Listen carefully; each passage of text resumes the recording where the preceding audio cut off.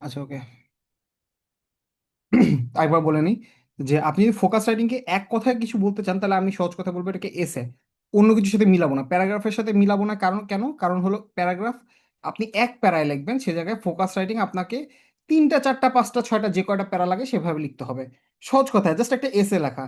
কিন্তু focus writing, focus কেন বলে জিনিসটা, হ্যাঁ, এটার একটাই রিজন যে আপনাকে যেই টপিকটা দেওয়া হয় তার বাইরে আপনি যেতে পারবেন না। অর্থাৎ আপনাকে দিল ওই কি বলে, ওই আপনি মুখস্থ করে গেছেন যে কুমিরের বডিটা খাঁচকাটা খাঁচকাটা খাঁচকাটা, এবার আপনাকে দিচ্ছে নদী, এবার আপনি বানাই দিলেন নদীর পাশে একটা কুমির আছে, তার লেজটা খাঁচকাটা খাঁচকাটা খাঁচকাটা। ওই কাজ করা যাবে না। কেন? কারণ হলো আপনার এই ফোকাস রাইটিং ওয়ার্ডটা দেওয়ার মানে হলো আপনি যা লিখবেন স্ট্রিক্টলি ওই টপিকের সাথে রিলেটেড থাকবে। ঠিক আছে? এর বাইরে কিছু যাবে না। ওকে, এটা একটু মাথা রাখবেন। ওকে। তো কি জাহিদ হোসেন কি এটাকে স্ক্রিন রেকর্ড করছেন নাকি?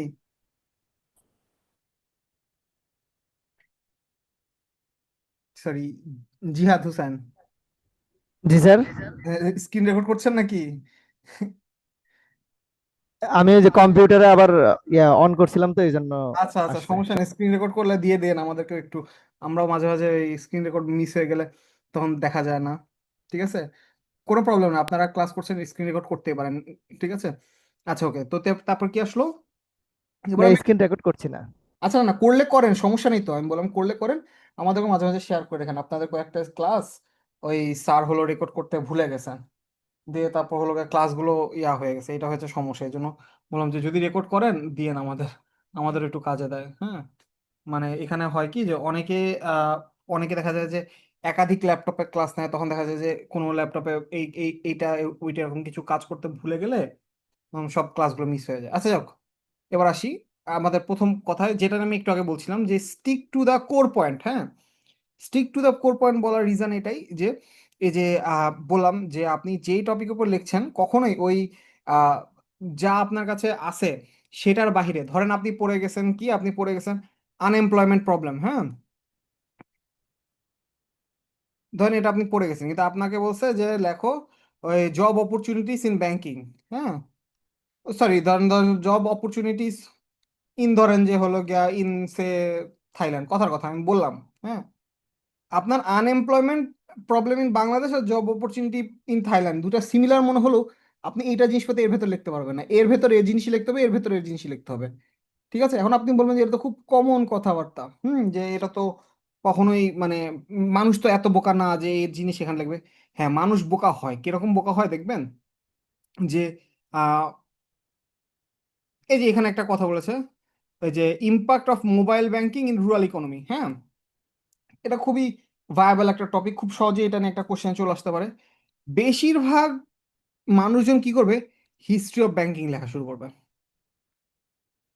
কথাটা বোঝা গেছে যে আপনি ভাবতেছেন কি যে না সবাই তো, এটা তো করার কোনো রিজনই নাই, যে না আমি কেন হলো গিয়া ওই যে টপিক আমাকে বলেছে আমি সেই টপিকের বাইরে লিখবো, কেন লিখবো, কখনোই লিখবো না, এরকম এরকম মানুষের মনে হয় যে এরকম হবে না কখনো। কিন্তু দিন শেষে দেখা যায় এই কাজই করে, হিস্ট্রি অফ ব্যাংকিং লেখা শুরু করে। বা আনএমপ্লয়মেন্ট প্রবলেম বললে বাংলাদেশের ধরেন যে ইকোনমিক গ্রোথ দেখানো শুরু করে। হ্যাঁ, এইগুলো করা যাবে না, যেই টপিক আছে সেই টপিক নিয়ে লিখতে হবে, একদম স্ট্রিক্টলি ওইটুকুর ভেতর থাকতে হবে। আচ্ছা, এবার হলো স্ট্রাকচার লাইক মিনি এসে, যে এই যে আমি যেটা বলি ইন্ট্রোডাকশন লাইন, বডি, আর হলো কনক্লুশন। এই তিনটা থাকবেই, এই তিনটা থাকবেই। বডিটা নিয়ে আমি একটু কথা বলে রাখি, এখানে 2 থেকে 3 লাইন, 6 থেকে 8 লাইন, এটা নিয়ে একটু আমি বলতেছি পরে। এটার মানে এই এই এই কথাগুলো বলার রিজনটা আমি আপনাকে বলতেছি। আর লাইন বলতে আবার বলে রাখি, লাইন বলতে যে আপনি যেখানে ফুল স্টপ দিচ্ছেন সেটা না, 1 2 3 লাইন এরকম বুঝাইছি আমি। হ্যাঁ, আচ্ছা, আমি এটা নিয়ে পরে বলতেছি, বাট মাথায় রাখবেন বডিতে আপনি একাধিক প্যাসেজ বানাবেন, একটা দুইটা তিনটা চারটা এরকম করে আপনি পাঁচটা ছয়টা করে প্যাসেজ বানাবেন, ডিপেন্ডিং অন ইওর রাইটিং। ধরেন আপনি কথার কথা 4 পেজ লিখবেন, সরি 3 পেজ লিখবেন ধরেন, আপনি কিন্তু ইন্ট্রোডাকশন ওই 3 লাইন লিখলেন, 1 2 3 3 লাইন, কনক্লুশন কিন্তু ওই 3 লাইনই লিখলেন, 1 2 3। এবার মাঝখানে ধরেন এবার আপনার জায়গা অনুযায়ী আপনি এখানে একটা প্যাসেজ করলেন, এখানে তিনটা প্যাসেজ করলেন, এখানে একটা করলেন। তার মানে আপনি বডিতে একটা দুইটা তিনটা চারটা পাঁচটা করলেন। ঠিক আছে, তার মানে বডিতে কয়টা থাকবে এইটা ডিপেন্ডেন্ট আপনি কয় পেজ লিখবেন। আপনি যদি এটা ধরেন আরো একটা পেজ বেশি লিখতেন, আপনি হয়তো আরো 3টা প্যাসেজ বেশি লিখতেন। ঠিক আছে, কিন্তু আপনার এই আগের পার্টটা স্ট্যাটিক থাকবে, এটা আপনাকে থাকতে হবে। ইন্ট্রোডাকশন আর বডি কি করে, সরি কনক্লুশন কি করে ভালো করে লিখবেন এটা নিয়ে আমি একটু পরে ডিসকাস করব। আপাতত জাস্ট আপনাদেরকে একটা স্ট্রাকচারটা দেখাই দিচ্ছি আমি, ওকে? আচ্ছা, কি কি করতে হবে না, মানে সিম্পল ফর্মাল ইংলিশ ব্যবহার করবেন, জার্গন ইউজ করা যাবে না। জার্গন বলতে কিরকম, আহ জার্গন বলতে বোঝানো হয় যে ধরেন যে আপনার কাছে কথার কথা, ধরেন যে আপনি একটা টেকনোলজি রিলেটেড কিছু লিখতেছেন, আপনার কাছে আইওটি, ইন্টারনেট অফ থিংস, খুবই কমন একটা ওয়ার্ড, এটাকে এভাবে ব্যবহার করা যাবে না। আপনি প্রথমে বলে নিতে হবে যে আইওটি হলো ইন্টারনেট অফ থিংস, যেটা এই জিনিস বোঝানো হয়।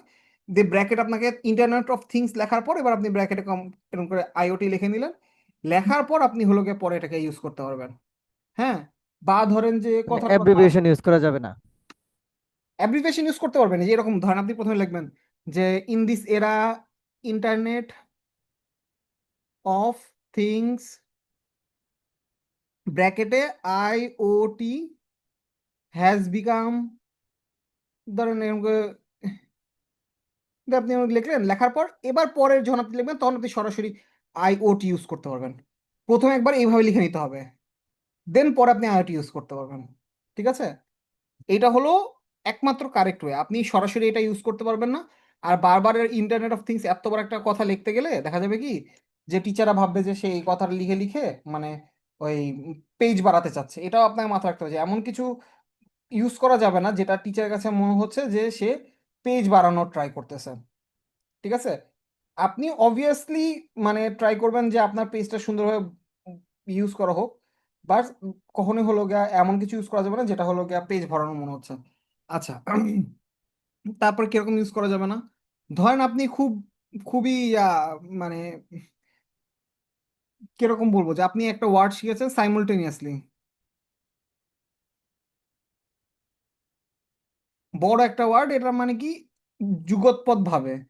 এখন আপনি লাইনে কাজ কারবানে সেখানে এত বড় একটা ওয়ার্ড দেওয়া শুরু করেছেন কিসের জন্য, যাতে আপনার লাইনটাকে আরো কি বলে ওই বড় দেখায়, লাইনটা আরো অন্যরকম দেখায়, হোয়াট এভার, মানে আপনি যে কোনো রিজনে হোক আপনি এরকম উল্টাপাল্টা ওয়ার্ড দেওয়া শুরু, অর্থহীন রিজন নাই এরকম কোনো ওয়ার্ড দেওয়া শুরু করেছেন, এটা করা যাবে না। ওকে? স্ল্যাং তো কোনোভাবেই না। যেমন ধরেন যে আপনি লিখতে যে মানে ধরেন যে কোনো একটা বাজে ওয়ার্ড ইউজ করে ফেললেন, যে they have made a stupid decision, কখনোই না। ঠিক আছে? এমন কোনো ওয়ার্ড ইউজ করা যাবে না যে ওয়ার্ডটা টিচারের চোখে পড়তে পারে। ঠিক আছে? এরকম ইউজ করা যাবে না। কমপ্লেক্স সেন্টেন্স স্ট্রাকচারটা আমি পার্সোনালি প্রেফার করি অ্যাভয়েড করার, পরীক্ষার হলে করা যায় না, ট্রাই করবেন অ্যাভয়েড করার, বাট না পারলেও সমস্যা নেই। আপনাকে যে সিম্পলি রাখতে হবে কম্পাউন্ডে রাখতে হবে এমন কিছু না, আপনি যেভাবে আপনার হয়, কারণ বেশিরভাগ ক্ষেত্রে দেখা যাবে কি লিখতে লিখতে আপনি আসলে ডিসাইড করবেন যে আমি কিরকম লিখবো। এটা ওই কাজের মধ্যে মধ্যে মধ্যে আগায়, এটা কখনো আপনি বলতে পারবেন না যে এটাই নিলাম এটাই সলিউশন, এরকম কিছু না। এবার আসি টাইম ম্যানেজমেন্ট। এখানে বলে রাখছে যে 15 to 20 minutes per focus writing, keep a watch and don't overwrite. এইটা অনেক ইম্পর্টেন্ট একটা ইস্যু। এটা কিরকম ইম্পর্টেন্ট ইস্যু আমি আপনাকে বলি। ধরেন আপনি একটা সাধারণ পরীক্ষার কথা যদি চিন্তা করেন, দেখবেন কি যে অ্যারাউন্ড 30 মার্কের দিয়ে রেখেছে ম্যাথ, আর 30 মার্কের ভেতর দুইটা, একটা ইংলিশ ফোকাস, একটা হলো গিয়া বাংলা ফোকাস, মানে 15 15 করে রাখছে। হ্যাঁ, কথার কথা এরকম দেখবেন, এটা এটা খুব জেনারেল একটা মার্কিং সিনারিও। হুম। তো ধরেন আপনি দেখতেছেন কি যে আপনার ফোকাস রাইটিং এর, সরি আপনি ইংলিশ আর বাংলা এই তিনটাতে ধরেন যে আপনি কথার কথা আপনি লিখবেন 3 পেজ, এটা তো লিখবেন 3 পেজ। আচ্ছা, আরেকটা কথা বলে রাখি, ফোকাস রাইটিং 15 মার্ক যদি হয় কোনোভাবেই 3 পেজের নিচে লিখবেন না। 3 পেজের নিচে লিখবেন না, বেশি লিখবেন কিনা সেটা আমি পরে হিসাব দেখাচ্ছি, বাট 15 মার্কে যদি হয় কোনোভাবেই 3 পেজের নিচে লিখবেন না। 10 মার্কের হলে কোনোভাবেই 2 পেজের নিচে লিখবেন না, আনলেস অ্যান্ড আনটিল ধরেন আপনাকে বলে দিছে যে এতটুকুর ভেতরে লিখতে হবে। অনেক সময় লিখে দেয় যে মানে যে ধরেন কোশ্চেনটা খাতার উপরে থাকে, এখানে ধরেন কোশ্চেন দিছে, আপনি বুঝতেছেন যে এখানে কোশ্চেন এতটুকু জায়গা আছে, পরের পেজে এতটুকু জায়গা আছে, আপনাকে এইখানে শেষ করতে হবে, তাহলে অতটুকু লিখবেন। এর বাইরে 10 মার্কের হলে 2 পেজের নিচে লিখবেন না, 15 মার্ক হলে 3 পেজের নিচে লিখবেন না। ঠিক আছে? আপনাকে মাথায় রাখতে হবে যে আমরা এখনো এতটা অ্যাডভান্স হই নাই যে ওই আপনার কম লেখা তো আপনাকে বেশি মার্ক দিব, এটা এটা হবে না। যে হোক, তো যেটা বলতেছিলাম যে মানুষজন যেটা দেখা যায় যে এই এই যে ধরেন ইংলিশ, হ্যাঁ, করবে কি, এই ইংলিশ ফোকাস রাইটিং এ এত সময় দিয়ে ফেলবে, বাংলা ফোকাস রাইটিং এ এত সময় দিয়ে ফেলবে যে ম্যাথ তখন আর কমপ্লিট করতে পারবে না। আপনি চিন্তা করেন, আপনি যদি একদম মানে পুরা উড়ায় ধুরায়ও লেখেন, আপনাকে ইংলিশে 15তে কিন্তু 15 দিবে না, ফোকাস রাইটিং এ 15তে 15 দিবে না, সর্বোচ্চ দিতে পারে 12 থেকে 13, 14ও খুব রেয়ার। ঠিক আছে, সেম এখানে বাংলাতে আরো কম দিবে, বাংলাতে দিবে 11 থেকে 12। ঠিক আছে, এটা এটা এটা বাংলাদেশে কমন সিনারিও যে আপনাকে ফুল মার্ক কখনোই ফোকাস রাইটিং এ দিবে না। আপনাকে তখন কি করতে হবে, এই যে দেখেন ম্যাথে যদি আপনি 30 মার্ক যদি ম্যাথ থাকে, 30-এ কিন্তু আপনি 30 পাবেন। এখন আপনি এই মার্কটা পাইতে যে আপনি যদি এই মার্কটা জিরো করে নিয়ে আসেন, তাইলে কিন্তু কোনো মানে থাকলো না। ঠিক আছে, বেশিরভাগ মানুষজন এই এই ভুলটা করে অনেক বেশি, যে মার্ক উল্টাপাল্টা ইয়া করে আসে। ফোকাসের ক্ষেত্রে ম্যাক্সিমাম কত নাম্বার থাকতে হবে? আচ্ছা, এটা সম্পর্কে আমি একটু বলি। ফোকাসের ক্ষেত্রে দেখা যায় কি যে আহ, মানে এটা অনেক অনেক ধরনের হয়, যেমন ধরেন যে কিরকম হচ্ছে, আহ, দেখা যাচ্ছে যে ধরেন যে 200 মার্কের পরীক্ষা, তখন অনেক ক্ষেত্রে ফোকাসগুলো এক একটা 30 মার্কের হয়। 200 মার্কের পরীক্ষা হলে ফোকাস এক একটা 30 মার্কে বানিয়ে ফেলে। আবার ধরেন 100 মার্কের পরীক্ষা হলে 15, এরকম। আবার ধরেন যে ওই কি বলে, উম কোন কোন পরীক্ষায়, ওই যেমন ধরেন যে আপনি প্রাইভেট ব্যাংকগুলো যদি পরীক্ষা দিতে যান, ওরা সহজে ফোকাস রেটিং 10 মার্কের নেয়। মানে ওরা জানে যে যে খুব বড় লেখায় লাভ নেই, এখনকার দিনে বড় লেখা কেউ পড়ে না, সো ওরা 10 10 মার্কের ছোট করে লেখায় নেয়। ঠিক আছে, এটা মানে কি বলবো, এটা হলো গিয়া এক্সাম হল টু হল ভ্যারি করে। বাট আপনাকে মোটামুটি মাথায় রাখতে হবে যে এই পেজের নিচে লেখা যাবে না, 2 পেজ, 15 হলে অ্যাটলিস্ট 3 পেজ। আবার মানে কি বলবো, আর পরে হিসাবটা আমি আপনাকে বুঝাচ্ছি যে কি কতটুকু লিখবেন, এটা আমি পরে আরেকটি হিসাবে বলতেছি।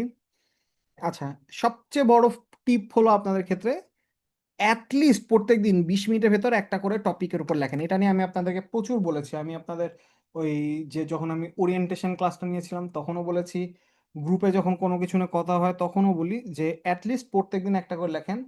লেখার পর আপনি বলবেন যে আমার কোয়ালিটিটা ভালো হয়েছে নাকি, আমি কি করে বুঝবো? বেশি কিছু লাগবে না ভাই। আপনি যে গ্রামার চেক দেন যে আপনার গ্রামার ঠিক আছে নাকি, আপনি সেন্টেন্সের স্ট্রাকচার চেক দেন যে যে আপনি যে সেন্টেন্সটা লিখেছেন সেটা কোনো মেক সেন্স করছে নাকি। হুম, আপনি চেক করেন যে এটা রিলেভেন্ট কিনা, মানে যে টপিকের উপর লিখতেছেন সেই টপিকের সাথে এটা রিলেভেন্ট কিনা। আপনি ওই যে কোনো জায়গায় একটা গল্পের ভেতর খাঁচকাটা খাঁচকাটা খাঁচকাটা ঢুকাই দিচ্ছেন নাকি, এটা একটা কোশ্চেন। আর ক্ল্যারিটি, এইটা এইটা নিয়ে আমি একটু বলি। ক্ল্যারিটিটা অনেকের কাছে মানে মনে হবে না যে ক্ল্যারিটি কোথায়। ধরেন আপনি একটা ফোকাস রাইটিং লিখতেছেন এই এই 2 পৃষ্ঠা, হ্যাঁ, তো আপনি যে লিখছেন লিখতে লিখতে এবার ধরেন যে আপনি চাচ্ছেন যে একটা স্টোরি দিয়ে স্টোরি বিল্ড আপ করে এটাকে বুঝাবেন। খুবই ভালো আইডিয়া, একটা স্টোরি বিল্ড আপ করে বুঝাতে যাচ্ছেন। যে ধরেন আপনি বুঝালেন যে আহ, কি বলে, আহ, ধরেন একটা ইতিহাস টেনে বললেন যে in year 1920 first world war took place and the economy drop, হ্যান ত্যান অঙ্ক দিয়ে দিয়ে আপনি আপনি শেষে আনতে চাচ্ছেন কি, যে এরপরে যখন কোভিড সিচুয়েশন হলো, তার ফলে হলো গিয়ে আবার আমাদের এমপ্লয়মেন্ট সিচুয়েশন খারাপ হয়েছে, কথার কথা আপনি এইভাবে স্টোরিটা ডেভেলপ করে আনতেছেন। তো আপনি এইটুকু লাইন, এইটার পারপাস মানে এটা যখন পড়ছি আমি তো জানি না যে আপনি এখানে কি লিখেছেন। এই পার্টটা পড়ার সময় যদি আমার কাছে মনে হয়েছে যে না আপনি কি লিখেছেন এটা আপনি নিজেও জানেন না, এটা যদি আমার মনে হয়েছে, আপনি কিন্তু মার্ক পাবেন না। আপনার এই লেখাগুলো পড়লে আপনি মোটামুটি বুঝতে বুঝতে পারতে হবে যে হ্যাঁ, আমি এই কারণে এই পড়াটা মানে এই এই লেখাটা এখানে লিখেছি। ঠিক আছে, ক্লিয়ার থাকতে হবে যে, ধরেন যে তাহলে আপনি ক্লিয়ার কি করে করতে পারেন, আপনি এখানে প্রথমে মানে একটা লাইন এমন ভাবে দেন যে লাইনটা আপনাকে বুঝাবে যে পরের পার্টটা কিরকম আসতেছে। আচ্ছা, ভালো কথা, এটা আমি একটু বলে রাখি, ফোকাস রাইটিং এ কখনো ইন্ট্রোডাকশন আর কনক্লুশন এই দুটো দিবেন না। এই দুটো দিবেন না বলতে যে ইন্ট্রোডাকশন এই ডট দিয়ে যে এরকম করে দিলাম, এটা দিবেন না, ভেতরে জিনিস দিবেন। অবশ্যই ভেতরে জিনিস দিবেন, কনক্লুশনের ওই ভিতরে জিনিস দিবেন, কিন্তু এই উপরে যে লেখাটা কনক্লুশন এটা দিবেন না, উপরে যে লেখা ইন্ট্রোডাকশন এটা দিবেন না। মাঝখানে গুলো দিতে পারেন, যে ধরেন যে হিস্ট্রি, এভাবে আপনি লিখতে পারলেন। হ্যাঁ, যদি আমি হিস্ট্রি হিস্ট্রি লেখাটা কোনোটাতেই প্রেফার করি না, কারণ আপনার যে লেকচার ফোকাস রাইটিং এর এত টাইম নেই যে আপনি হিস্ট্রি বসে বসে লিখবেন। আপনি হয়তো কোনো একটা দিতে পারেন যে ইম্পর্টেন্স অফ, কথার কথা, আইটি, দু একটা দিয়ে আপনি আমাকে লিখলেন, সেটা ঠিক আছে, বাট এই ইন্ট্রোডাকশন আর কনক্লুশন এভাবে লিখবেন না। যাই হোক, তো আপনি এই এই যে প্রথম ট্যাগ লাইনটা এমনভাবে দেন যেটা ক্লিয়ার করে দেয় ভেতরে কি আছে। আচ্ছা, ট্যাগ লাইন লেখার নিয়ম আমি বলি, অনেকে এই জিনিসটা ভুল করে।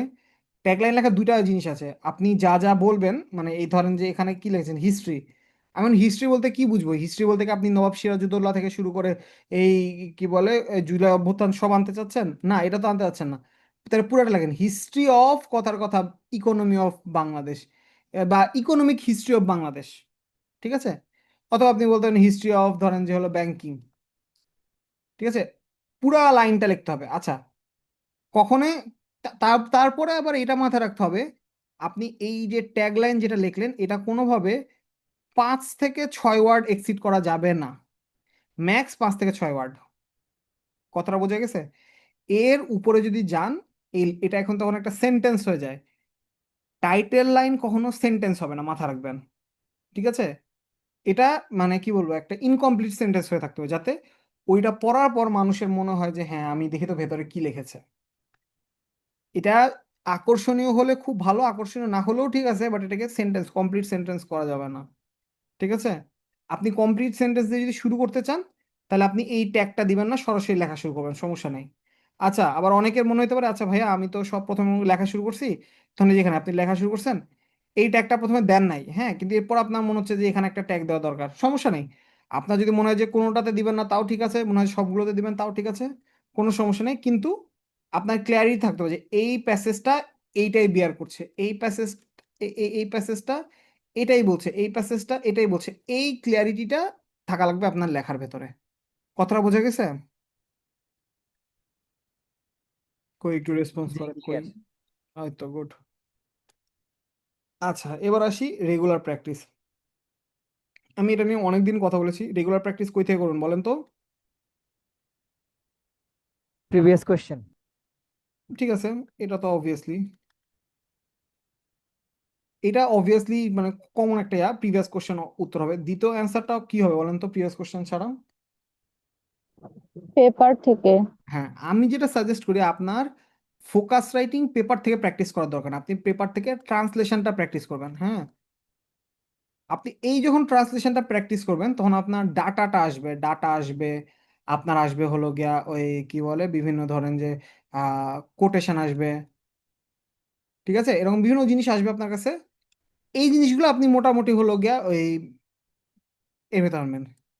এবার ইম্পর্টেন্ট কোন পার্টটা আপনি বুঝবেন, এটার জন্য আমি আপনাকে সাজেস্ট করি কি, দেখবেন কি আপনার কাছে তখন অনলাইন পেপারগুলো ফ্রি, আপনি টিবিএস, তারপর ধরেন যে ফাইন্যান্সিয়াল এক্সপ্রেস, যদি দেখেন এরা একই কোন একটা টপিক নিয়ে লিখছে, হুম, ধরেন যে কথার কথা, আমি জানি না, আমার আমার এখন আর পেপার পড়া হয় না খুব একটা। ধরেন যে সে আহ, ইরান এবং ইসরায়েলের সম্পর্ক, কথার কথা, ইরান এবং ইসরায়েলের সম্পর্ক, এটা নিয়ে ধরেন যে এও লিখেছে এও লিখেছে, বুঝবেন যে এটা ইম্পর্টেন্ট টপিকের ভেতর চলে আসছে। ঠিক আছে?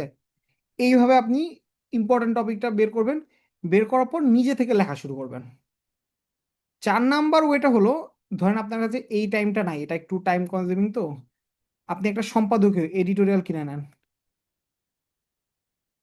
হ্যাঁ, এডিটোরিয়াল কি কি কিনতে পারেন, আপনি মেন্সের এডিটোরিয়াল কিনতে পারেন, তারপর হলো গিয়া ওই মুহিত আছে, মুহিত বোধহয়, মুহিত সম্পাদকীয়, হ্যাঁ মানে নামে মেন্স এডিটোরিয়াল বলে, আর মুহিতেরটা বোধহয় সম্পাদকীয় বাংলায় নাম দিয়েছে, একই জিনিস।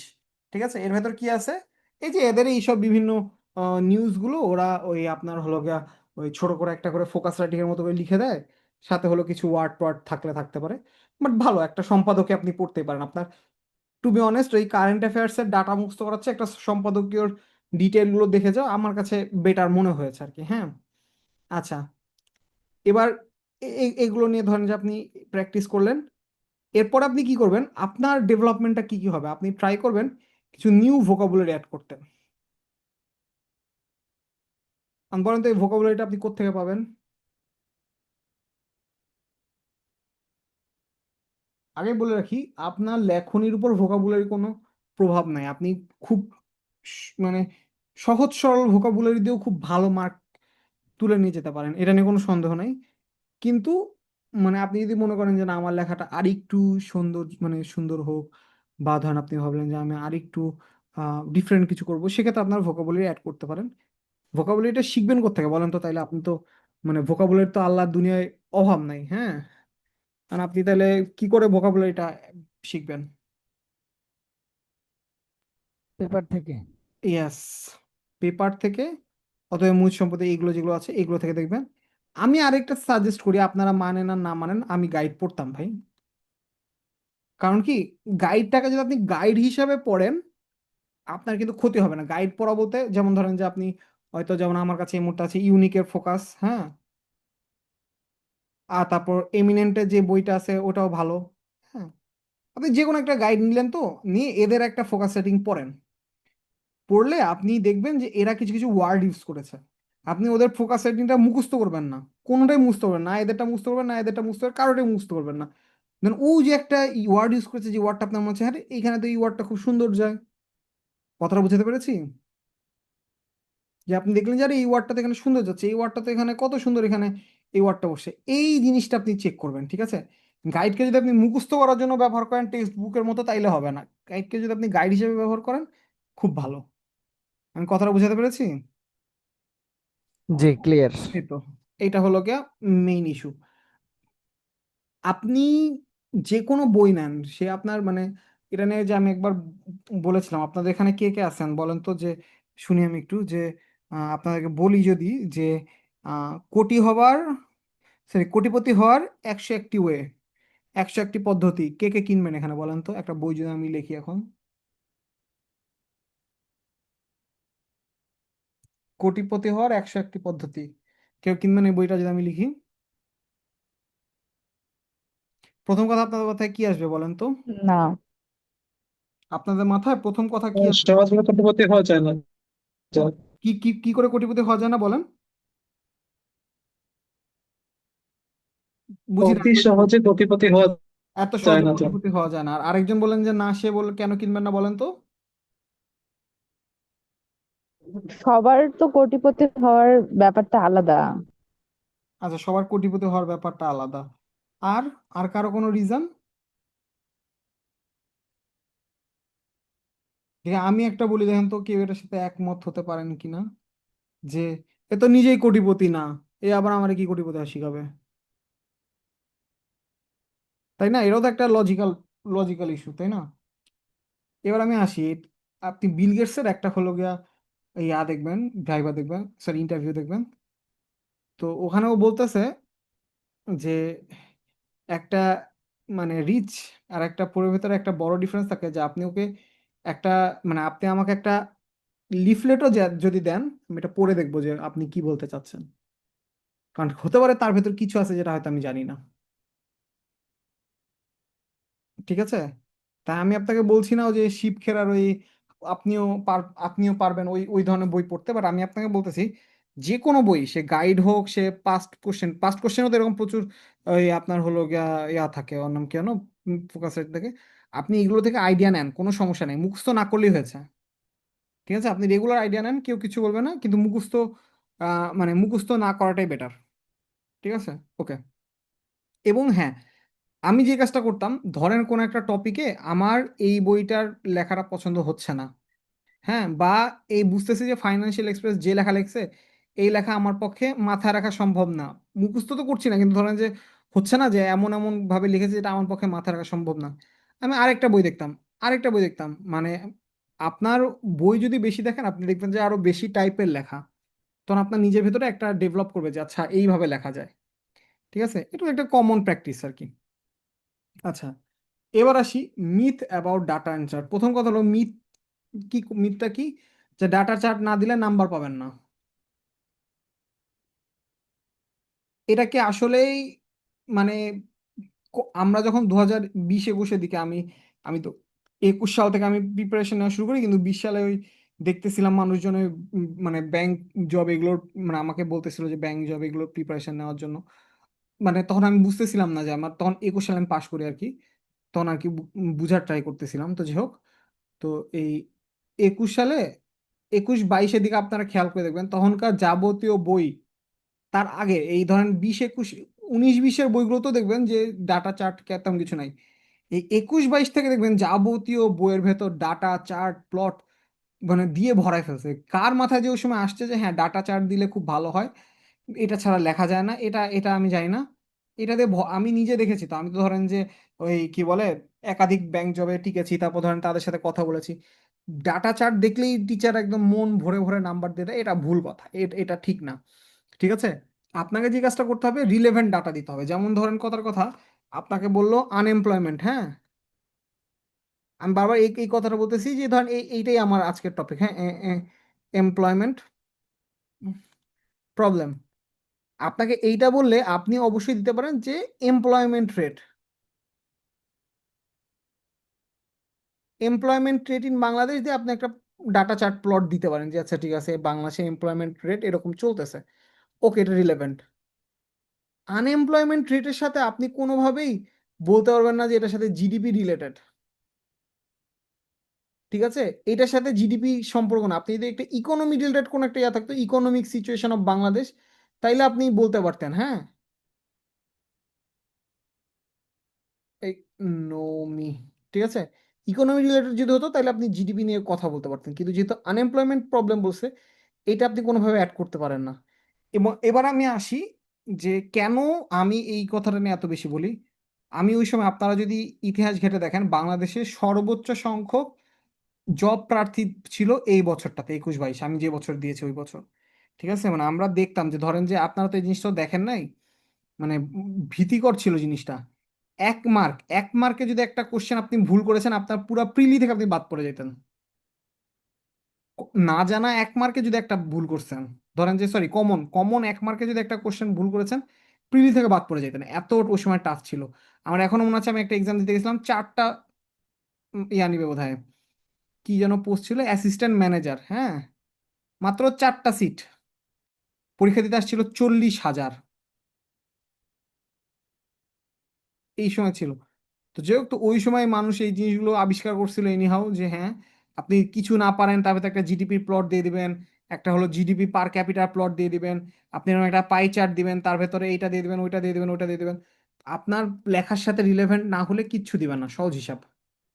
আমি তো এই সময় পাশ করে আসছি, ওই সময় চাকরিগুলো পেয়ে আসছি। আপনার লেখার সাথে রিলেভেন্ট না এমন কোনো ডাটা দিবেন না, প্লট দিবেন না, সহজ হিসাব। কারণ টিচাররা বুঝতে পারে যে আপনি যখন ধরেন যে কোনো কথা বার্তায় বার্তা না একটা জিডিপির গ্রাফ দিয়েছেন, তার মানে আপনি জিডিপি মুখস্থ করে আসছিলেন, এবার ওই যে খাঁচ কাটার ভেতরে আপনি জিডিপিটাকে ফেলে দিয়েছেন। এটা করা যাবে না। ঠিক আছে, আচ্ছা, আবার আবার ধরেন আরেকটা বিষয় আছে, কি কি আছে, গ্রাফ, চার্ট, টেবিল চার্ট, এরকম অনেকে অনেক সময় করে যে ধরেন যে আহ, আমি চার্টটার চেয়ে গ্রাফটা পছন্দ করতাম, যে ধরেন যে বললো যে ঢাকায় এত%, বরিশালে এত% আনএমপ্লয়মেন্ট, রাজশাহীতে এত এত পার্সেন্ট করে চার্ট করে। তো আমি চার্টের চেয়ে আমি গ্রাফে বেশি আগ্রহী, বাট ওই যে বললাম যে আপনার সাথে রিলেভেন্ট না হলে আপনি দিবেন না। আচ্ছা, আরেকটা জিনিস আপনি মাথা রাখবেন, আহ, কখনোই যদি দেনও ডাটা চার্ট প্লট এমন ভাবে দিবেন না যেটা দেখে মনে হচ্ছে আপনি খাতাটার পেজটা ইচ্ছা করে নষ্ট করতেছেন। ধরেন আপনার এই এই হলো গিয়ে 2টা পেজ, হ্যাঁ, আপনি এখানে লিখলেন, এখানে লিখলেন, এখানেও লিখেছে সব, হ্যাঁ, আপনি এইখানে এত বড় করে একটা চার্ট দিয়ে রাখলেন, টিচার বুঝবে যে আপনি আসলে খাতাটাকে জাস্ট মানে পেজ কাভার করার জন্য এত বড় একটা জিনিস দিয়েছেন। দৃষ্টিকটু করা যাবে না জিনিসটাকে, ঠিক আছে। আপনি এমন ভাবেই দেন যে আচ্ছা ঠিক আছে, আপনার ধরেন যে আপনার হাতের লেখা যেটা, সেটা 3 থেকে 4 লাইন কাভার করবে এরকম একটা প্লট দেন, আপনি প্লট দেন, চার্ট দেন, যাই দেন, 3 থেকে 4 লাইন। কথাটা বোঝা গেছে, মানে আপনি 3 থেকে 4 লাইন, যতটুকু লাইন আপনার জায়গা লাগতো এই এতটুকুর ভেতরে দেন। এমন ভাবে দিবেন না যেন এটা অর্ধেক পেজ নষ্ট করে ফেলে। ঠিক আছে, এই কটা জিনিস মাথা রাখবেন, আশা করি আপনার কাজে দেবে। ওকে, এইটা খুব important, how to make it look good. কি কি করবেন, আমি এটা নিয়ে অনেকবার বলেছি। 1 নাম্বার হলো টাইটেলটা লিখবেন, কোশ্চেনের উপর টাইটেল লেখা থাকলো আপনি আবার টাইটেলটা লিখবেন। ধরেন যে বললো যে রাইটে কি বলে সে ধরো 2 to 3 page on say unemployment.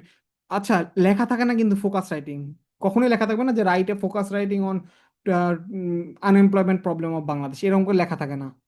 আপনি দেখবেন যে লিখতে বলছে মানে বুঝবেন ওটাকে ফোকাস রাইটিং লিখতে বলছে, যাই হোক। তো এটার একটা টাইটেল দিবেন, টাইটেল দেওয়ার নিয়ম হলো টাইটেলে অল ক্যাপ, অল ক্যাপ বলতে সরি সরি অল না, এটাকে এটাকে বলা হয় ফার্স্ট ওয়ার্ড ক্যাপ, মানে sorry first letter cap.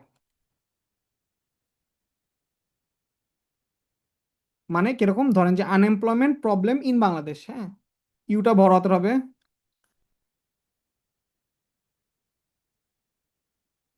P বড় হবে, ইনের আই কিন্তু ছোট হবে, ইন কিন্তু আবার বড় হবে না, ইন বাংলাদেশ। এইখানে বিডি দিবেন না। আচ্ছা, আমার হাতের লেখা খারাপ আপনারা অলরেডি জেনে গেছেন। এরপরে আমি হলে এমনভাবে এটা লিখতাম যে এটাতে আমাকে টান দিলে এই যে মানে ধরেন যে এই জিটা একটু এরকম কাটাবো, এভাবে এরকম করে একটু ইয়া করে নেবেন যাতে হ্যাঁ এই যে পিটা একটু এরকম হয়ে থাকবে, মানে এইটা নিজ এইভাবে দিবেন না, ঠিক আছে, এইটা দিলে বাজে দেখায়, এটা আন্ডারলাইন হলো না প্রপারলি, এই এই এই এই পলিসিটা অ্যাপ্লাই করবেন, ঠিক আছে। আচ্ছা, কালার ইউজ করবেন দুইটা, একটা হলো ব্ল্যাক আর একটা হলো ব্লু। ব্লু দিয়ে মার্কিং করবেন, মানে যেমন ধরেন এই এই টাইটেলটা আপনি ব্লু কালারে লিখতে পারেন, আন্ডারলাইনটা ব্লু কালার দিতে পারেন, ঠিক আছে। তারপর ধরেন যে যে ছোট ছোট হেডিং যেগুলো থাকে, যে হিস্ট্রি অফ আনএমপ্লয়মেন্ট, এইগুলো আপনি ব্লু কালারে লিখতে পারেন। পুরা আনসার ব্লু কালারে করবেন না, ঠিক আছে, পুরো আনসার ব্লু কালারে করবেন না। 3 নম্বরে বলে রাখি, কাটাকাটি করা যাবে না।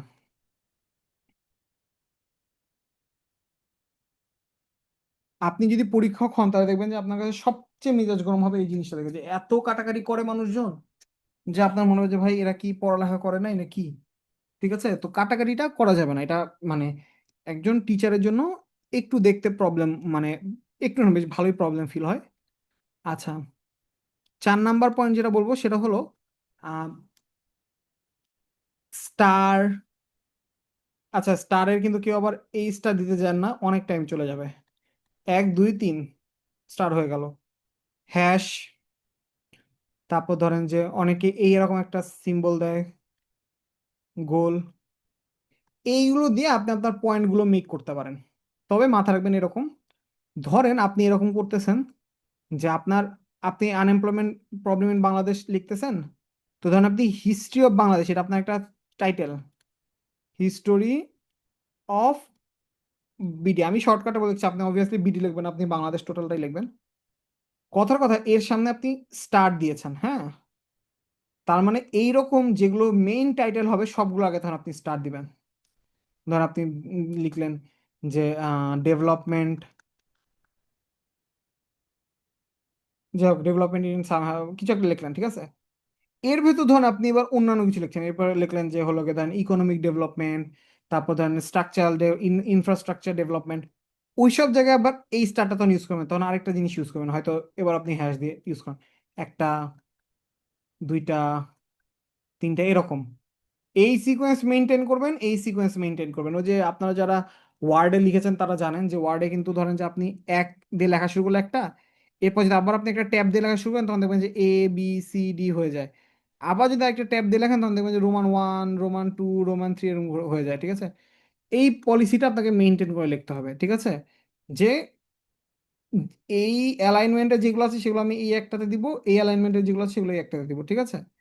এই তো এরকম করে আপনি পয়েন্ট পয়েন্ট করে লিখবেন, এইটা টিচাররা অনেক বেশি প্রেফার করবে, ঠিক আছে। আপনার ওই গ্রাফ চার্ট প্লট এগুলো হচ্ছে পয়েন্ট করে লিখবেন।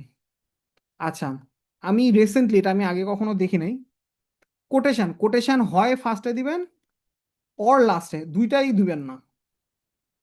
কথাটা কি বুঝে গেছে, ফার্স্টে এবং লাস্টে দুই জায়গায় কোটেশন দিবেন না, কোটেশন যে কোনো এক জায়গায়, ওই ভাইয়া, হ্যাঁ এটা বলেন। কি মানে ইন্ট্রোডাকশন আর কনক্লুশনের কথা বলতে চাই? হ্যাঁ, ইন্ট্রোডাকশন অথবা কনক্লুশন দুটার একটাতে দিবেন, হয় ইন্ট্রোডাকশনে একটা কোটেশন দিবেন, নাহলে কনক্লুশন একটা কোটেশন দিবেন। ওই ইন্ট্রোডাকশনও কোটেশন দিলাম, কনক্লুশনও কোটেশন দিলাম, এরকম দিবেন না। আচ্ছা, আর আমার যদি আপনি সাজেশন চান, আমি একদম কোটেশন দিয়ে লেখা শুরু করাটা পছন্দ করি না, এটা আমার পার্সোনাল মতামত, আপনি পছন্দ করতে পারেন, এটা আপনার বিষয়। তবে আমি পার্সোনালি ইন্ট্রোডাকশন সরি কোটেশন দিয়ে লেখা শুরু করা এটা আমার কাছে অতটা পছন্দ ছিল না। আপনি একটু কিছুটা লিখে নিয়ে তারপর কোটেশনটা দেন, কারণ কি উপরে টাইটেল, তারপর আপনি আবার একটা কোটেশন দিয়েছেন, বুঝতেছেন? মানে আপনার লেখা কিন্তু সেখান থেকে শুরু হয়ই নাই। আপনি বলছি একটু লেখাটাকে হলে মাঝখানে দেন, তাহলে এটা চোখের জন্য একটু প্লিজিং হয়, যে পরপর দুটা এরকম মানে হাইলাইট করা জিনিস দেখাচ্ছে, ধরেন একটা হাইলাইট করা জিনিস, আবার একটু নর্মাল কথাবার্তা, আবার একটু হাইলাইট করা জিনিস। এটা আমার কাছে পার্সোনালি পছন্দের, আপনার কাছে অন্য কিছুটা পছন্দ হতে পারে, এটা আপনার বিষয়, আমি এটা নিয়ে কিছু বলবো না। আচ্ছা,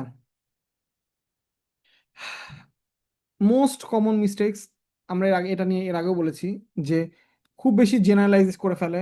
ওই যে বললাম যে হলো গিয়া, যেমন ধরেন যে আহ, যেমন ধরেন যেখানে একটা ইয়াক বলেছে যে technology is good for everyone, এই টাইপের কথাবার্তা, জেনারেল কথাবার্তা লেখার দরকার নেই। এভরিওয়ান ইজ গেটিং, কি বলে, education is important for everyone specially for the children, এরকম কথাবার্তা লেখার মানে নেই। এক্সাক্ট যেই কথাটা ধরেন যে সবাই লিখবে না, এরকম কথাটা আপনাকে লিখতে হবে, তাইলে ধরেন যে আপনার লেখাটা মানুষের কাছে, কি বলবো, যে আগ্রহের হয়ে দাঁড়াবে। ঠিক আছে, আদারওয়াইজ কিন্তু মানুষজন আপনার লেখা পড়েও দেখবে না। ঠিক আছে, সো এই জিনিসটা একটু মাথায় রাখতে হবে যে জেনারেলাইজ কোনো কথা না দেওয়াটাই বেটার। ঠিক আছে, যা বলবেন, যেমন ধরেন যে যে কথাটা, যেমন ধরেন যে technology is a blessing for every nation in in the world, এরকম কথাবার্তা না দেওয়াই বেটার। ঠিক আছে। আচ্ছা, গ্রামাটিক্যাল মিস্টেক, এটা নিয়ে আমি আগে বলে রাখি যে গ্রামাটিক্যাল মিস্টেক হলো এমন একটা জিনিস, আপনি না দিলে আপনার নাম্বার কাটবে না কেউ। ধরেন যে একটা লাইন আপনি লিখলেন না, আপনার নাম্বার কেউ কাটবে না। তো একটা গ্রামাটিক্যাল মিস্টেক যদি আপনি করে রাখেন মাঝখানে, আপনার কিন্তু নাম্বার কেটে রাখবে। সো ট্রাই করবেন যে মানে কি বলবো, যে কোনোভাবে গ্রামাটিক্যাল মিস্টেকটা যেন অত না হয়, আর হলেও যেন চোখে পড়ার মতো না হয়। কথা বোঝা গেছে? মানে চোখে পড়ার মতো যদি হয়, সেই জিনিসটা খুব বাজে দেখাবে। আচ্ছা, এবার হলো ল্যাক অফ কোহেরেন্স। এটা একটা বড় জিনিসটা কিরকম, ধরেন যে আপনি একটা লাইন লিখতেছেন, একটা প্যাসেজ শেষ হলো, এরপরে প্যাসেজটা ধরেন এটা বললেন যে মানে কথার কথা কথার কথা আপনি বললেন যে আনএমপ্লয়মেন্টের উপকারিতা, সরি অপকারিতা। এবার আপনি বললেন, বা ধরেন যে বাংলাদেশে খারাপ সিচুয়েশন বললেন, এবার আপনি বুঝাতে চাচ্ছেন যে না, এবার মানে খারাপ সিচুয়েশনের পরেও আহ, মানে এখন মোটামুটি ভালো হয়ে আসছে জিনিসটা, তখন আপনাকে এইগুলো দিয়ে অ্যাড করতে হবে। ধরেন যে হাউ এভার বাংলাদেশ, কি বলে, people of Bangladesh are not getting depressed, they are looking for more opportunities and newer areas to work on, এরকম।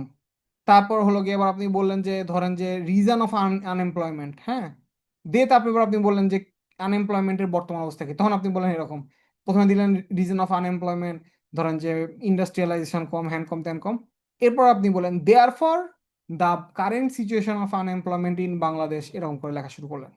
মানে এইসব কানেক্টর গুলো খুব ইম্পর্টেন্ট। এই এই মডিফায়ার গুলো আপনার মানে কি বলবো, যে একটা লেখাকে আপনার নর্মাল একজনের লেখা এবং একজন মানে প্রফেশনাল লেখা, এর ভেতর একটা হিউজ ডিফারেন্স ক্রিয়েট করে জাস্ট এই মডিফায়ার।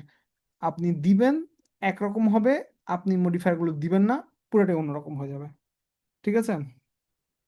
আচ্ছা, ওয়ার্ডিনেস আর কমপ্লেক্স সেন্টেন্স স্ট্রাকচার, এটা নিয়ে আমি আগে বলছি যে আপনি ট্রাই করবেন সিম্পল সেন্টেন্সে রাখতে, না পারলে কমপ্লেক্সে যাবেন, কিন্তু ট্রাই করবেন সিম্পলে রাখার। কারণ কি, আমাদের হয় কি ব্রেনটা, বিশেষ করে আমি নিজেরটা দেখতাম যে আমি একটা লাইন লিখতে লিখতে তারপর মনে পড়লো যে আচ্ছা এটার সাথে তো এই কথাটা অ্যাড করা দরকার ছিল, তখন অ্যান্ড বাট অর ইয়েট দিয়ে কিছু দিয়ে কানেক্টেড করে দিতাম। কিন্তু পারতপক্ষে সিম্পল লাইনে লেখার চেষ্টা করেন। কারণ কি, ধরেন আপনি এখন লম্বা লাইন লিখলেন, সেই লাইনটা টিচার পড়ে মাঝখানে খেয়ে হারিয়ে ফেলবে যে কি বলছে ও আসলে। টিচারকে দ্বিতীয়বার পড়ানো মানে আপনার 1 মার্ক কমে গেল। ঠিক আছে, যে কোনো একটা কোশ্চেন যদি আপনি টিচারকে দ্বিতীয়বার পড়াতে যান, আপনার 1 মার্ক কমে গেল। তো এই 1 মার্ক যেন না কমে, এই জন্য আপনি শর্ট শর্ট এই একটা লাইন, এই একটা লাইন দেখেন, আপনার জন্য লেখাটাও ইজি হবে, আবার মানে ওই কি বলে, টিচারের জন্য পড়াটা ইজিয়ার হবে। আচ্ছা, তারপর হলো repetition of ideas. Repetition of আইডিয়াসটা কি? রিপিটিশন হবে একই কথা বারবার রিপিট না করা। যেমন ধরেন যে উম কথা কথা যে আনএমপ্লয়মেন্ট প্রবলেম অফ বাংলাদেশ, এটা যদি আসে, ধরেন আপনি বারবার বলতেছেন যে economic development, economic development, economic development, এইরকম ওয়ার্ডগুলো যদি বারবার আপনি ইউজ করেন, এটা কিন্তু টিচারের চোখে পড়ে। আইদার আপনি যেসব ওয়ার্ড বেশি ইউজ করতেছেন, আপনি দেখেন, আপনি আপনি তো বাসায় বসে প্র্যাকটিস করবেন ওখানে যাওয়ার আগে, হ্যাঁ টপিক আলাদা হবে, বাট আপনার লেখা তো আর খুব বেশি আলাদা হবে না।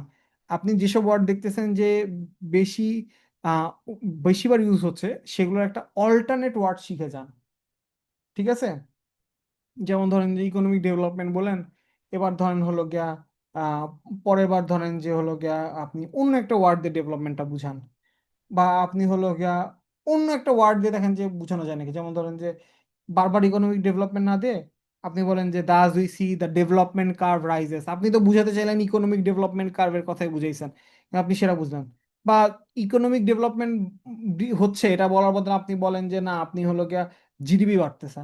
এরকম ভাবে আপনি এটার সাথে ইউজ টু হয়ে যান যে একই ওয়ার্ড বারবার ব্যবহার না করা। আবার এই যে এটা ইনফর্মাল কথাবার্তা বলা যাবে না, যে I think it's cool, it looks great. কুলটা তো আপনি ইউজ করবেন না, হয়তো আপনি এরকম I I think it's great that, I think তো নাই, আই থিঙ্ক জীবনে ব্যবহার করবেন। যদি যদি একদমই মানে আপনার কোনো অপশানই নাই, আপনাকে কিছু একটা দেওয়াই লাগবে, এরকম যদি হয়, উই।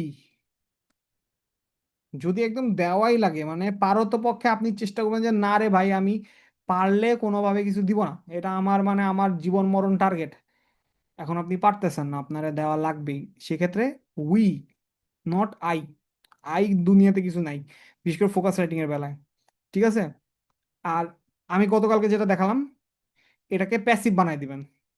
ধরেন যে আপনি বলেন আহ, আপনি বলতে চাচ্ছেন এরকম যে I think technology will revolutionize the banking sector. হুম, এটা না বলে আই থিঙ্ক পার্টটা বাদ দেওয়ার ট্রাই করেন। আপনি কি তাহলে এটাকে প্যাসিভ করে দিয়ে আপনি কি বলছেন যে technology is thought to রেভলিউশনাইজ banking sector. একটা টিচার দেখেই বুঝবে যে হ্যাঁ, এর লেখাটা ম্যাচিওর। আই উই এইসব ব্যবহার করাটা মানে বাচ্চাদের কাজ, ওটা আপনারা এখন ব্যাংক জব দিচ্ছেন, এই সময় এইগুলো ব্যবহার করা যাবে না, এগুলো আপনাকে ওই ছোটবেলায় ছিলেন, ঠিক আছে, এখন আর নাই। আচ্ছা, এই যে এবার আসলো সবচেয়ে ইম্পর্টেন্ট টপিকটা, how much should I right. প্রথমে বলে রাখি, আপনি প্রাইভেট ব্যাংকগুলোতে দেন, আপনি দেখবেন যে এরকম একটা কোশ্চেন দেওয়া থাকবে, ধরেন যে কথার কথা এটা দুটা পেজ, আপনাকে এখানে দিয়ে রেখেছে যে রাইট সামথিং অ্যাবাউট ধরেন আনএমপ্লয়মেন্ট প্রবলেম ইন বাংলাদেশ। এইখান থেকে ধরেন আরেকটা কোশ্চেন শুরু করেছে, তার মানে আপনার লেখার স্পেস এতটুকুই। আপনি কাটেন ছিলেন যাই করেন, এর বাইরে আপনার আর লেখার অপশন নাই। অনেক ক্ষেত্রে হয়তো 10 মার্কের হলে এই এই জিনিসটা এখানে থাকবে না, এখানে ধরেন যে এই পেজ পর্যন্ত পুরোটা আপনি লিখতে পারবেন, তখন তার মানে আপনি কাটেন ছিলেন যাই করেন, আপনি এইটুকুর বাইরে আর লিখতে পারবেন না। এর বাইরে আপনার মানে এখন আপনি দেখেন, এবার যদি আপনি এর ভেতরে একটা এত একটা চার্ট প্লট আর্ট করে দেন, আপনার কি মনে হয় আর লেখার জায়গা আছে? টিচার তো ওখানে আপনার মার্কেটে রেখে দিবে। তাই যেখানে দেখবেন যে স্পেস খুবই কম, ওখানে চার্ট প্লট পারতপক্ষে অ্যাড করবেন না। কারণ আপনি যেই জিনিসটা বুঝাতে যাচ্ছেন, একটা চার্ট দিয়ে আপনি কি বুঝাতে যাচ্ছিলেন যে বাংলাদেশের জিডিপি বাড়ছে, ওটা মুখে বলেন যে as we know the GDP of Bangladesh is growing rapidly, এরকম কথাবার্তা। এবার ধরেন আপনাকে এরকম খাতা দেয় না, আপনাকে খাতাটা দিয়েছে কিরকম সরকারি পরীক্ষাগুলো যেরকম হয়, যে আপনাকে ধরেন যে কথার কথা 100 মার্কের অ্যান্সার করতে হবে, 100 মার্ক। আর খাতা যেটা দিয়েছে সেটা ধরেন যে হলো গিয়া সে 25 পেজ। হুম, আমি জাস্ট আপনাকে একটা থিওরিটিক্যাল বলতেছি, এটা 25 পেজ কখনোই হবে না, এটা হয়তো 24 পেজ হতে পারে। কেন বলি, কারণ হলো গিয়া আপনারা জানেন যে যে একটা এরকম লম্বা খাতা থাকে, এই খাতাটাকে যদি আপনি ভাঁজ করেন তাহলে চারটা হয়ে যায়, ওই পাশে একটা, এই দুইটা, এই তিনটা, ওই উল্টা পাশে আরেকটা আছে, চারটা। হ্যাঁ, তো ধরেন আপনারা এরকম হয়তো 6টা পেজকে একসাথে করে একটা খাতা বানাইতে পারে, অথবা 8টা পেজকে একসাথে করে, মানে এটা 24 32 এরকম হয় আর কি, 24 পেজ বা 32 পেজের খাতা হয়। কারণ আপনি কতটুকু লিখবেন, এটা নিয়ম হলো এরকম, আপনি 100 মার্ক ডিভাইডেড বাই ধরেন যে কটা পেজ আছে, কথা কথা 24 পেজ, ভাগ করেন, দেখবেন যে অ্যারাউন্ড আসতেছে 4 পয়েন্ট সামথিং, 4.25 মনে হয়। হ্যাঁ, তো আপনার যে কাজটা হলো সেটা হলো, তার মানে আপনার প্রত্যেকটা পেজ যেহেতু 24, 100 মার্ককে আপনি ভাগ করলেন পেজ নাম্বার দিয়ে, তার মানে প্রত্যেক পেজে আপনার 4 মার্কের অ্যান্সার থাকতে হবে। অর্থাৎ আপনার যদি 15 মার্কের ফোকাস রাইটিং হয়, আপনি কি দেখেন, তার মানে কি 15 মার্ক ভাগ 5 করেন, তার মানে কি আপনি 3, অ্যাটলিস্ট 3 পেজ লিখতে হবে। অ্যাটলিস্ট 3 পেজ, আপনি এটাকে সর্বোচ্চ 4 পেজ করতে পারেন। কেন? অনেক সময় আপনার ম্যাথে যে কয় পেজ দেওয়া আছে ওই কয় পেজ নাও লাগতে পারে। হ্যাঁ, ম্যাথের এটা আমার ভালো লাগতো, মানে হয়তো ইঞ্জিনিয়ারিং স্টুডেন্ট এই কারণে। আপনি এখানে ম্যাথ একটা করলেন, শেষ হলে মাঝখান দিয়ে আরেকটা ম্যাথ করা শুরু করলেন, কোনো সমস্যা নেই। কিন্তু ফোকাস রাইটিং এখানে একটা লেখা শেষ করলেন, এই শেষে আরেকটা শুরু করবেন, এটা করা যাবে না। আপনাকে একটা অ্যান্সার করেছেন, অন্য পৃষ্ঠা থেকে আরেকটা অ্যান্সার করা শুরু করা লাগবে। এটা হলো ফোকাস রাইটিং বা লিখিত পরীক্ষাগুলোর একটা সমস্যা। ম্যাথের ক্ষেত্রে কোনো সমস্যা না, আপনি পেজে মাঝখান থেকে শুরু করলেও উপরে একটা অর্ধেকটা শেষ হয়েছে, পরে আরেকটা যদি অর্ধেক শেষ হয় কোনো সমস্যা নেই, চলবে। তো এইভাবে করে আপনি হিসাব করে নেবেন যে কত মার্ক আছে আপনার। যদি দেখেন যে কথার কথা কোশ্চেন ফোকাস রাইটিং দিয়েছে 30 মার্কের, 30 ভাগ 5 করেন, হ্যাঁ 4.25 তো করেন, 5 করলে কত সে 6, তো আপনি অ্যারাউন্ড 7 থেকে 8 পেজ লিখতে পারবেন এটাতে। ঠিক আছে? এই পেজের উপরে যাবেন না। কেন যাবেন না? কারণ তাইলে আপনার এই যে পেজ নাম্বার ফিক্স থাকবে না। আপনাকে যে যে 32টা পেজ দিয়েছে, আপনি যদি এর বেশি লেখেন তাহলে একটা লিখতে গেলে আরেকটা তখন জায়গা থাকবে না। কখনোই এই কাজ করবেন না যে একদম ফোকাস রাইটিং পেয়েছি, আমি খুব কমন পাইছি, আমার কমন পড়ছে, একদম লিখে উল্টায় ফেললাম না। আপনাকে পেজের পরিমাণটা নিয়ে হিসাব রাখতে হবে। আর যদি দেখেন যে না, ওই যে বিসিএস এর মতো হয়েছে আনলিমিটেড, মানে আপনার হলো গিয়া পেপার, হ্যাঁ, এটা একটু বলে রাখি। এটা যদি আমার মানে মনে চাইলো যে বলি, এটা এটা হবে না, এটা আগে বলে রাখছি, এটা হবে না, বাট আমি আপনাকে বলে রাখি যে কনস্ট্রেন্ট কোনটা, পেপার না টাইম। হুম, যদি দেখেন যে কথার কথায় মানে বিসিএস বা এরকম যে পেজের কোনো কনস্ট্রেন্ট নেই, যত ইচ্ছা তত লিখতে পারেন, তখন আপনি টাইম দিয়ে ভাগ দিবেন। ধরেন 100 মার্ক, আপনার কাছে টাইম আছে কত, সেই কথার কথা হলো গিয়ে 2 ঘন্টা, 120 মিনিট। তার মানে আপনি বুঝতেছেন যে আপনার প্রত্যেকটা অ্যান্সার করার জন্য অ্যারাউন্ড 0.9-এর কাছাকাছি একটা টাইম পাওয়া যাচ্ছে। অর্থাৎ আপনার যদি 5 মার্কের একটা কোশ্চেন থাকে, এটাকে 0.9 দিয়ে গুণ করেন, মানে আপনি 4.5 মিনিট পাচ্ছেন। এই টাইমের ভেতর আপনি লেখা শুরু করেন। এটা আপনার 10 পেজ হলে যদি 4.5 মিনিটে যদি আপনি 10 পেজ লিখতে পারেন 10 পেজ লিখবেন, 4.5 মিনিটে যদি আপনি 1 পেজ লিখতে পারেন 1 পেজ লিখবেন। কথাটা বুঝতে পারছেন?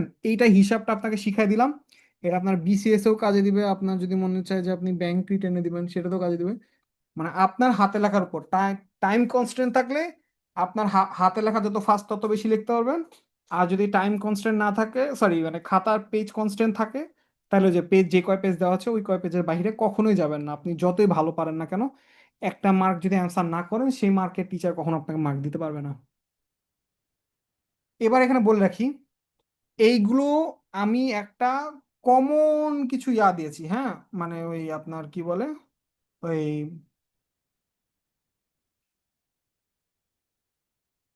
বানানের ভুল কমন কয়েকটা দিয়েছি। আগে বলে রাখি, এটাই শেষ এটাই না, আপনি খেয়াল করে দেবেন লিখতে গেলে অনেক ধরনের এরকম ভুল হবে। বলেন তো, ওই রপ্তানিতে দীর্ঘি না রস্যই? দীর্ঘই। হুম, রপ্তানিতে দীর্ঘি, রশ্মিকা। রস্যইকার। আমি আমার বিসিএস পরীক্ষায় এই একটা পরীক্ষায় রপ্তানিতে দীর্ঘিকার দিয়ে আসছিলাম, আমার এই কারণে এই জিনিসটা এখনো মাথায় আসে। মানুষ ভুল করে, আমিও ভুল করছি, যাই হোক। তো এরকম বানানগুলো খুব কেয়ারফুল, এই বাংলা যেসব বানান আছে বিশেষ করে ওই যেগুলোতে হলো গিয়া একটা দীর্ঘি আর একটা হ্রস্বই, খেয়াল রাখবেন। সচরাচর এই এই রুলটা ফলো হয়, আগেরটা দীর্ঘি পরেরটা হ্রস্বই, এরকম একটা রুল ফলো হয়। এইগুলো একটু মাথা রাখবেন। তারপর ধরেন আমি আগে ছোটবেলায় যেসব ভুল করতাম, এই যে ব্যবস্থা না, এটা হলো ব্যবস্থা। ঠিক আছে? ব্যবসা নয়, ববসা আর কি, বয় জফালা ব দন্ত সহায়িকা। এরকম কিছু জিনিস আপনাকে একটু মাথা রাখতে হবে। ঠিক আছে? তো এই আর কি, মানে আমি কমন কিছু বলেছি আপনাদের, এটা বলতেছি না যে এইগুলোই ভুল হয়।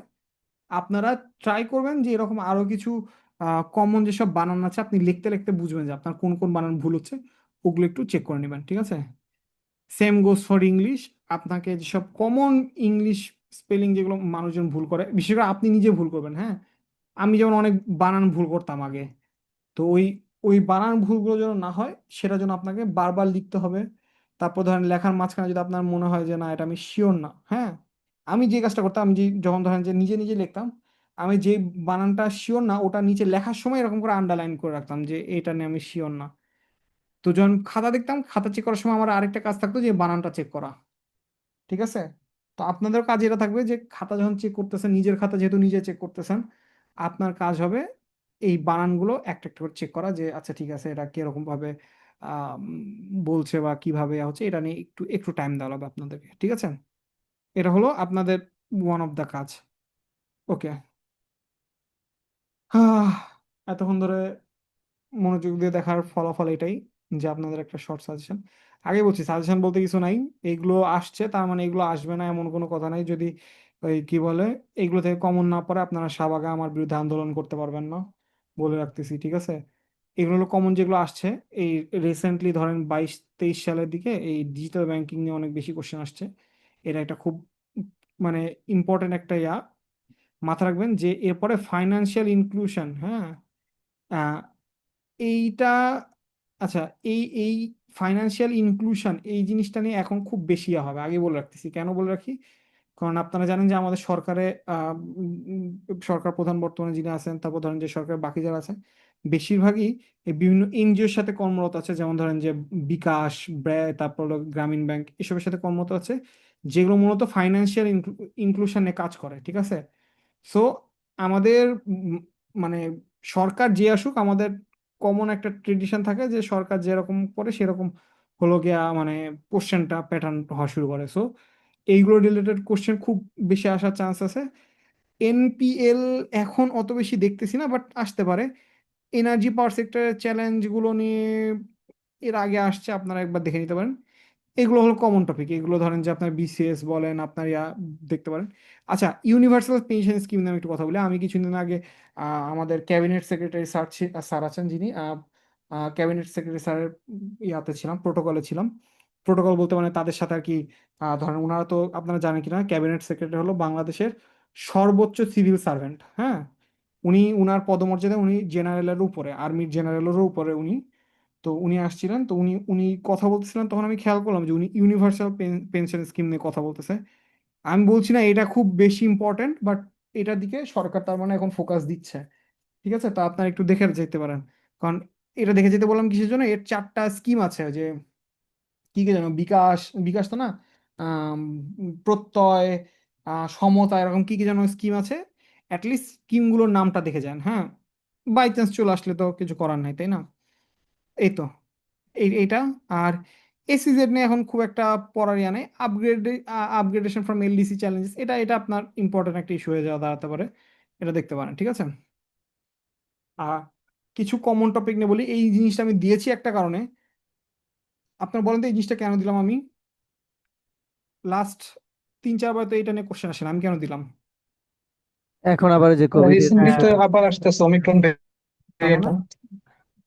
আপনাকে মাথায় রাখতে হবে যে রেসেন্ট যেসব টপিক নিয়ে টিচার চিন্তা করতে পারেন, একজন টিচার যেসব জিনিস নিয়ে চিন্তা করতে পারেন, ওইসব বিষয় আপনাকে এনশিওর করতে হবে যে না ওইসব বিষয় আপনার মানে ইম্পর্টেন্ট টপিক, এটা নিয়ে কোনো সন্দেহ নেই।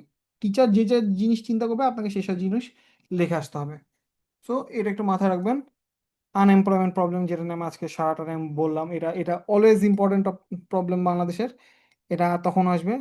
এই ক্রস বর্ডার অত বেশি ইম্পর্টেন্ট দরকার নাই। ওয়াটার লগিং, এটা নিয়ে কোশ্চেন করতে পারে, দেখতে পারেন। ওয়াটার লগিং নিয়ে সচরাচর এখন আর করে না, সো এটা নিয়ে আপনি বাদ দিতে পারেন। এই ছিল আমার মোটামুটি। এবার আপনাদের যদি অন্য কোনো কোশ্চেন থাকে করেন, আমি সেই টপিকটা নিয়ে আপনাদের সাথে শেয়ার করি। আমার কেটে গেছে নিউ স্লাইড। বলেন এবার। এবার আপনাদের এইটুকু যা যা দেখলেন তার ভেতর যদি কোনো কোশ্চেন থাকে। আচ্ছা, ভালো কথা, আমি গ্রুপে আর কিছু মডেল দিয়ে রাখবো। আবার বলতেছি যে আমি আপনাদেরকে মডেল বলতে যে কোনো একটা হয়তো দেখা যাবে কোনো একটা কোশ্চেন ব্যাংক অথবা কোনো একটা গাইডের থেকে কিছু কোশ্চেন দিয়ে দিব, সরি মানে কি বলে ওই এক্সাম্পল হিসেবে দিয়ে দিব। এইগুলোই কোনো প্রকার ওই যে ওই কি বলে আপনার গোল্ডেন স্টোন না, যে আপনার এইটাই হলো গিয়া সঠিক বাকিগুলো ভুল, এরকম কিছু না। আমার কাছে মনে হয়েছে ভালো, আমি দিচ্ছি। আপনার কাছে যদি মনে হয় যে না, এটা ভালো না, আপনি পড়বেন না, সহজ হিসাব। ঠিক আছে? কি কোনটা সবচেয়ে বেস্ট, যেটা হলো আপনি কম মনে রাখতে পারবেন এবং আপনি লিখে আসতে পারবেন, এটাই হলো বেস্ট, আর কিছু বেস্ট না। বোঝা গেছে?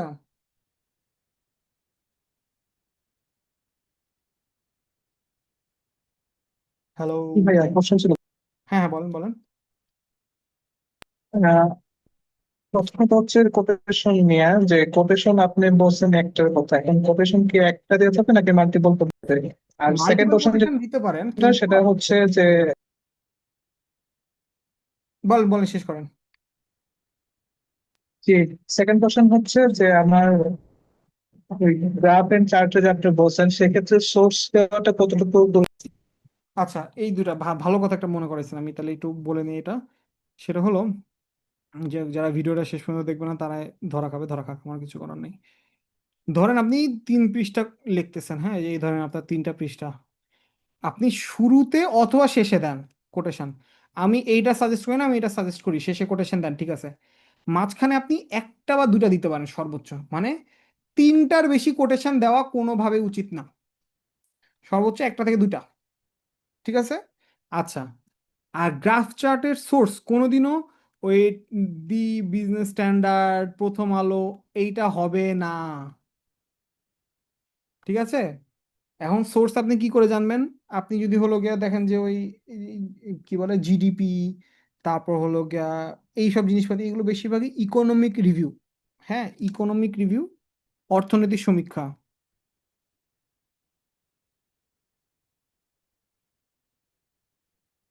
অর্থনৈতিক সমীক্ষা, এইখান থেকে আপনি এগুলোকে ধরে দিতে পারেন যে এগুলো যে জিডিপি প্লট চার্ট যা দেন, ওগুলো বেশিরভাগ ইকোনমিক রিভিউ থেকে। কিছু কিছু আছে BBS, Bangladesh bureau of statistics, আমি লিখলাম না এই বাংলাটাও এরকমই, বাংলাদেশ ব্যুরো অফ স্ট্যাটিস্টিক্স, বা পরিসংখ্যান ব্যুরো যেটাকে বলে, ঠিক আছে। এরকম আর কি দিয়ে দিবেন, আপনি হলো গিয়ে মোটামুটি ওকে। কিন্তু এই প্রথম আলো, অমুক বই, এরকম দেওয়াটা উচিত না। আর সোর্স দেওয়াটা কতটুকু ইম্পর্টেন্ট, আপনি যদি এরকম কমন কিছু দেন, অবশ্যই সোর্স দিলে ভালো, অথবা কিছু কিছু ক্ষেত্রে সোর্স টিচার এমনিও বুঝতে পারবে যে হ্যাঁ এটার সোর্স এটাই। কিন্তু যদি এমন কিছু দেন যেটা আসলে অ্যাভেলেবল না, রেডিলি অ্যাভেলেবল না, সেই ক্ষেত্রে আপনার সোর্স মেনশন করাটা অবশ্যই উচিত।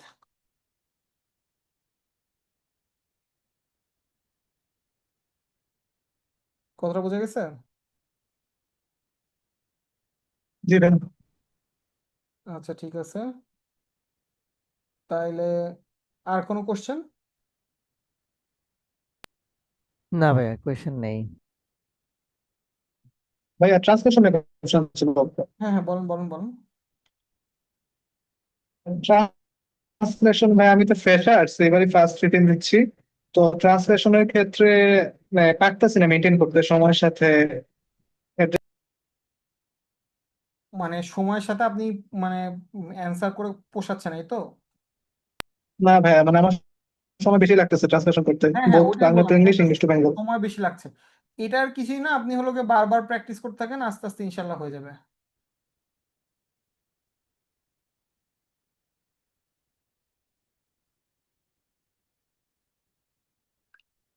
ঠিক আছে, একটু টাইম দেন, হয়ে যাবে ইনশাল্লাহ।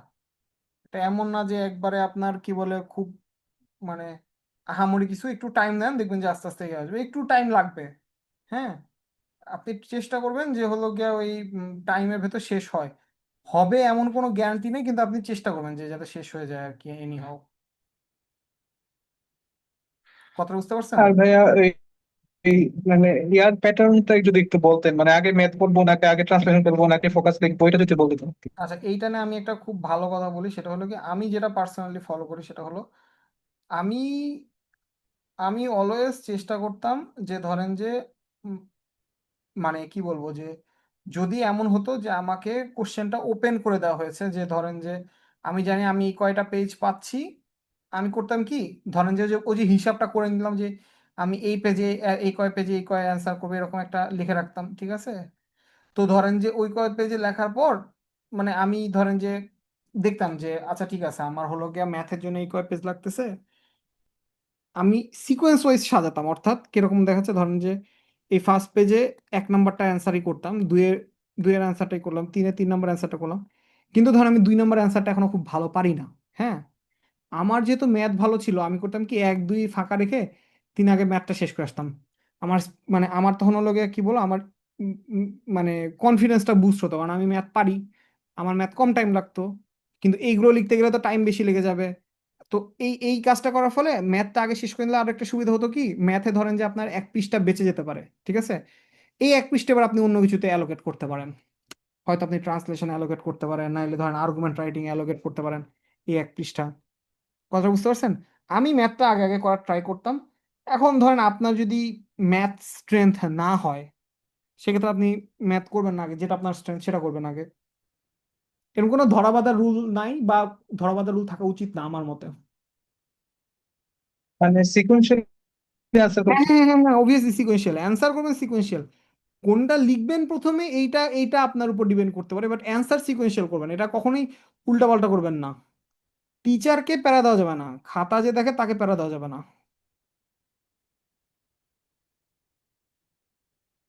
জি ভাইয়া, দোয়া করবেন। হুম, আচ্ছা ঠিক আছে, ফিয়ামানিল্লাহ। আচ্ছা, আজকে আর কারো কোনো কোশ্চেন না থাকলে আমরা এখানে তাহলে শেষ করবো, ওকে? ঠিক আছে, জি ভাইয়া, আসসালামু আমার সাথে আলাইকুম। থাকার জন্য ধন্যবাদ। আজকে এখানে আমরা শেষ করছি।